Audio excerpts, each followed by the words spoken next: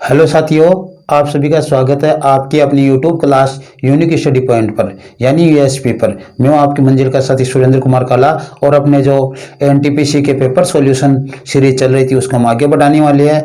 आपको यदि ये वीडियो अंत तक देखने के बाद में अच्छा लगे तो आप हमारे चैनल को सब्सक्राइब कीजिए, लाइक कीजिए और शेयर कीजिए और अपने साथियों से भी सब्सक्राइब कराइए, क्योंकि सब्सक्राइब करने में आपको बहुत कोई समय नहीं लगता है और हमारे को उससे सहयोग मिलता है और आप सभी को सहयोग मिलने से ही हम आगे बढ़ने वाले हैं।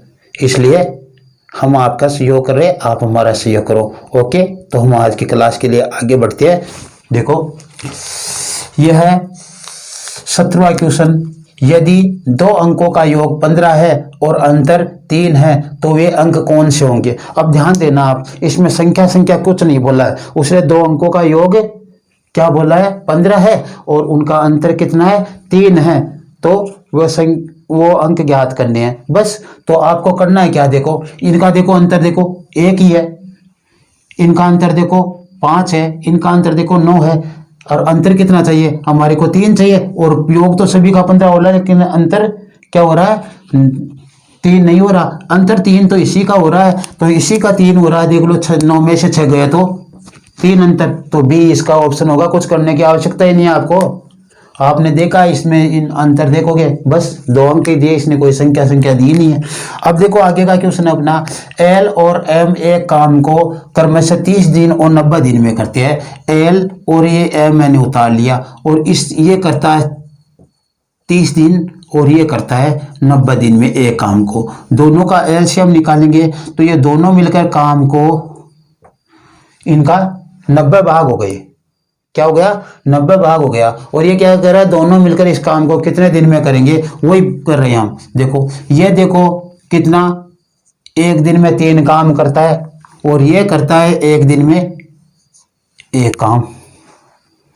क्या कर रहा है, ये तो 90 में से एक काम करता है एक दिन में और ये कितना करता है, 3 काम। तो दोनों मिलकर क्या करेंगे, L plus M, L plus M दोनों मिलकर एक दिन में कितना काम करेंगे, 3 + 1 = 4, 3 + 1 = 4 और 90 में 4 का भाग देंगे तो कितने आएंगे, 90/4 या 45/2 और 22 सही 2/1/2 यानी ये 22 सही 22.5 दिन में इस पूरे काम को कर लेंगे। कितने दिन में, 22.5 दिन में। तो इसका ऑप्शन क्या आएगा आपके पास, डी, कितना, 22.5 दिन ये होगा। देखो ये 3 काम करता है उसका एक दिन में 90 में से, ये एक काम करता है तो उसका 4 भाग एक दिन में करते हो तो पूरा काम कितने दिन में करेंगे, 22.5 दिन में 90 काम कर देंगे, 90 भाग, तो ये 22.5 दिन आ जाएगा इसका। ठीक है, अब हम आगे बढ़ते हैं।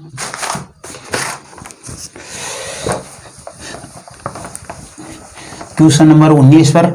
19वें क्वेश्चन का जो चित्र दिया गया है और उसके अनुसार हमें हल करना है। देखो अक्ष y और z समानांतर रेखाएं, यानी ये और ये समानांतर रेखाएं हैं और t इनको प्रतिच्छेद करती है। ये t है, ये वाली t है, ये इसको क्या करती है, प्रतिच्छेद करती है। तो निम्न में से कौन से कोणों का माप समान है। देखो संगत कोण बराबर होते हैं, शीर्षाभिमुख कोण बराबर होते हैं और एकांतर कोण बराबर होते हैं। संगत कोण कौन से होंगे, देखो यहाँ पे कोई कोण होगा वो इस 3 के बराबर होगा और 3 के बराबर क्या है, 8, 3 के बराबर क्या है, 8 है। तो देखो मैं बता देता हूँ, संगत कोण है 3 = 8 संगत, इसलिए ये बराबर है।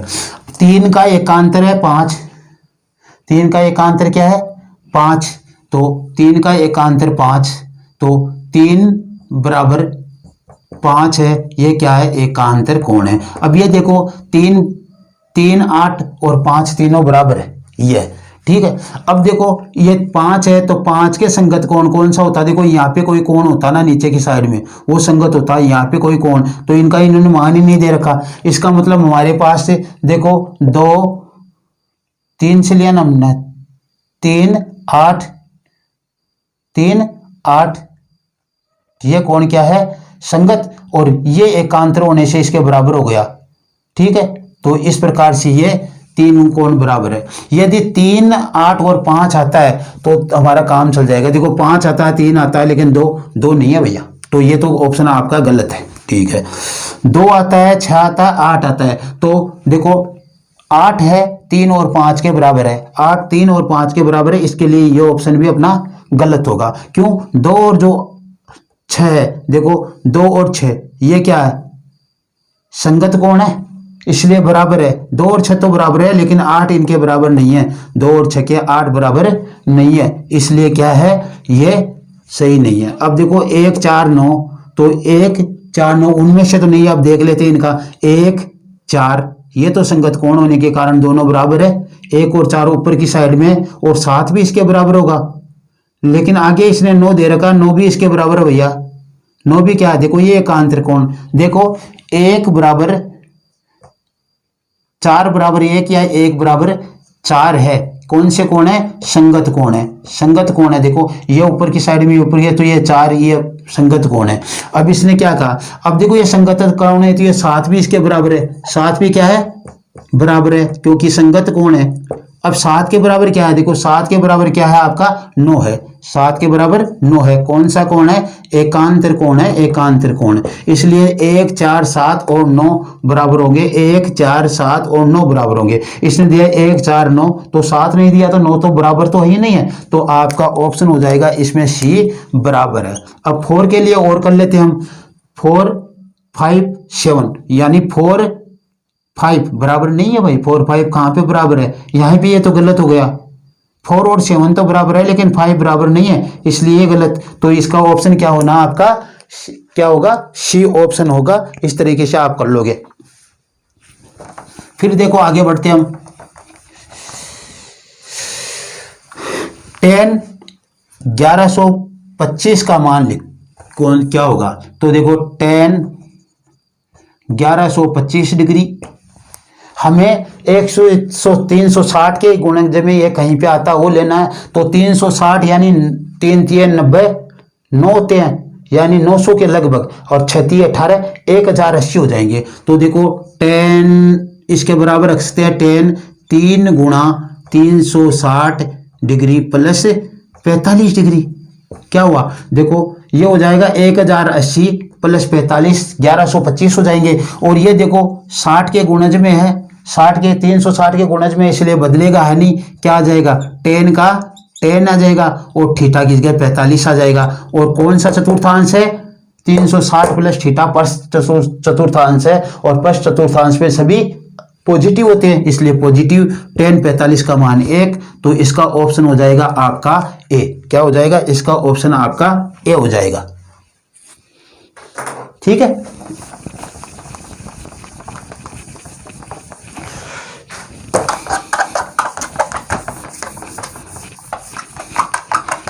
अब देखो आगे का क्वेश्चन क्या है।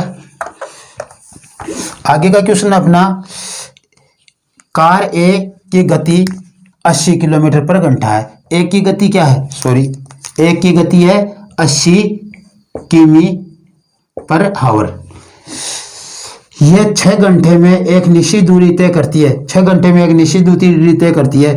कार बी उसी समय को ए से 60 किमी कम दूरी तय करती है। क्या ये 6 घंटे में ए से 60 किमी दूरी कम तय करती है, कौन सी, ए। तो ये 60 और 6 की दूरी प्रतिशत वो निकाल लो ना चाल, तो 60 बटा देखो 6 क्या हो गया, 10 किमी पर घंटा, यानी वो प्रति घंटा 10 किलोमीटर कम चलती है। किससे, ए से बी, ए से बी प्रति घंटा 10 किलोमीटर कम चलती है, क्योंकि 60 किलोमीटर कम चलता है कितने में, 6 घंटे में, इसलिए प्रति घंटा 10 किलोमीटर कम चलती है। और ए की चाल क्या है, 80 किमी पर घंटा, इसलिए बी की क्या हो जाएगी, 80 माइनस 10 किमी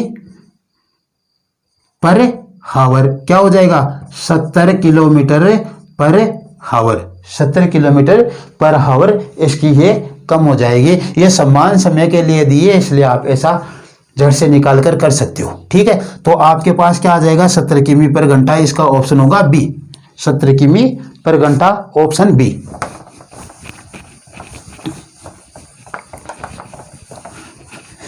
अब देखो आगे क्या है, आगे का हमारे पास 72 और 68 का उच्चतम समापवर्तक क्या होगा, यानी हमें मध्य से निकालना है। उच्चतम समापवर्तक का मतलब होता है अपवर्तक लगते ही हमें मध्य से निकालना होता है, और इनमें से कौन से का भाग देता है ये देख लेना आपको। तो देखो 12 का 72 में जाता है लेकिन 68 में नहीं जाता, 6 का 72 में जाता है 68 में नहीं जाता, 63 का तो किसी में नहीं जाता। तो ये ऑप्शन गलत है, ये ऑप्शन गलत है, ये ऑप्शन गलत है। तो ऑप्शन क्या बचा आपके पास, 4 का 72 में भी जाता है 68 में भी जाता है, ऑप्शन आपके पास ये बचा। तो यही आपका सही है, बस आप इसका निकाल के देख लेना, यही होगा। तो आप इस तरीके से ये मैथ सवाल है ये आते हैं तो इसी से ऑप्शन से कर लोगे, ठीक है। अब देखो आगे क्या है, एक बैंक बचत खाते पर 4% ब्याज की दर से 6 माही में ब्याज देती है, तो अंत में प्रभावी ब्याज की दर क्या होगी। देखो क्या कह रहा है, ये देखना इसको, ये कह रहा है आपका कि दर है आपकी, दर 4% और 6 माही, 6 माही के लिए क्या होगा, 1 वर्ष है इसलिए समय को तो 2 से गुना कर दो, 2 6 माही हो जाएगी। और ये दर जो 4 है इसमें 2 का भाग दे दो, क्या हो जाएगा 2% प्रति 6 माही हो जाएगी, ये हो जाएगी। अब 2 वर्ष के लिए हो गया ये, और ये एक तरह से चक्रवृद्धि ब्याज हो गया क्योंकि प्रति 6 महीने पर ले रहा हो, वरना तो वार्षिक होता। तो सीआई आप निकालोगे, सीआई ब्याज के लिए निकालोगे तो आप यहां पे आ जाएगा SI ओब्लिक R², ठीक है। और SI का मतलब होता है R into T, R into T. देखो R का स्क्वायर करोगे, 2 का स्क्वायर कितना होगा 4 होगा, तो इसको आप 0.4 रखोगे क्योंकि 2 अंक के बाद में दशमलव लगता है और यहाँ पे 2 अंक हमें लेना होता है। और यहाँ पे देखो R इंटू टी, R अपनी 2 और T अपनी 2, तो R इंटू 2 T 2 गुणा 2 यानी 4, और इसको रखेंगे तो क्या हो जाएगा 404 यानी 4.04% प्रभावी दर हो जाएगी, 4.04%। इसका ऑप्शन होगा आपका ए। 24वां क्वेश्चन है हमारा कि 8 बच्चे के समूह है, 8 बच्चों का समूह है, 1 दर्जन पेंसिल होने वाले पैकेट्स है, एक पैकेट में 1 दर्जन पेंसिल है। प्रत्येक बच्चे को समान पेंसिलें मिलने के लिए वितरण किए जाने वाले पैकेट्स की न्यूनतम संख्या ज्ञात करनी है, यानी हमें LCM ज्ञात करना है। क्या कर ले इसका LCM ज्ञात करें किसका, 8 और 12 का। 8 और 12 का LCM क्या हो जाएगा, ये हो गया देखो 2 की पावर 3 और ये हो गया 2 की पावर 2 इंटू 3, तो ये हो गया 2 की पावर 3 इंटू 3 बराबर 24।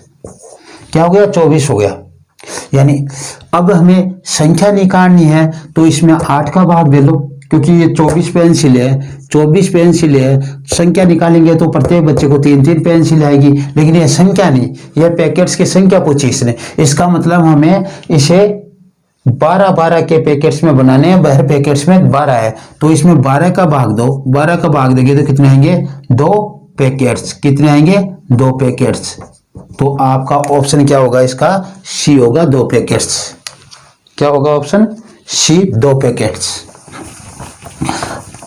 देखो लास्ट क्वेश्चन है 25वां, एक वस्तु को 20% हानि पर, वस्तु का क्रय मूल्य क्या माना हमने 100 है और उसको क्या बेचा 20% हानि पर बेचा तो कितने हो गए 80% हो गया, और इसको 20% लाभ पर बेचना है तो क्या हो गया 120% हो गया, यानी 80% का मान हमें दिया गया है ये और 120 का मान निकालना है, तो 80% इक्वल टू 2400, तो 1% इक्वल टू 2400 बटा 80, 0 से 0 8 3 24 330 हो गई। 1% के बराबर क्या हो गई आपकी 30। तो हमें निकालना है कितने का है, हमें निकालना है 120% का। 120% इक्वल टू 30 गुणा 120 12 36, कितना हो गया 3600 रुपये, और इसका ऑप्शन क्या हो गया आपका, ऑप्शन हो गया बी। तो ये वीडियो यदि आपको पसंद आया हो तो आप इसे शेयर कीजिए, लाइक कीजिए और आगे बढ़ाइए। क्यों, और यदि आपने सब्सक्राइब नहीं किया तो आप भी सब्सक्राइब कीजिए और अपने दोस्तों से भी सब्सक्राइब करवाइए। Okay, thanks. आज की क्लास में इतना ही, बाय।